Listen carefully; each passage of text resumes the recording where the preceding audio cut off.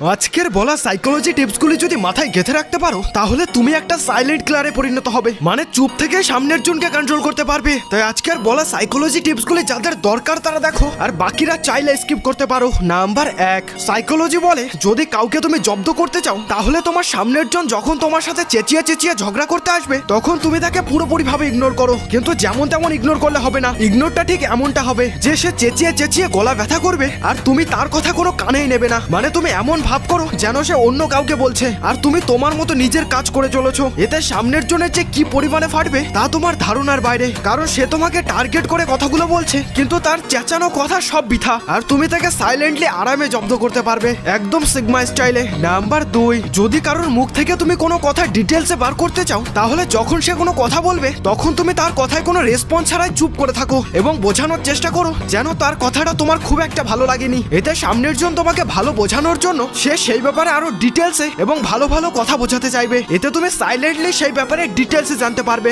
আরে আমি তো তোমাদেরকে বন্ধু মনে করি, কিন্তু তোমরা যারা আমাকে বন্ধু মনে করো তারা রেড হার্ট কমেন্ট করে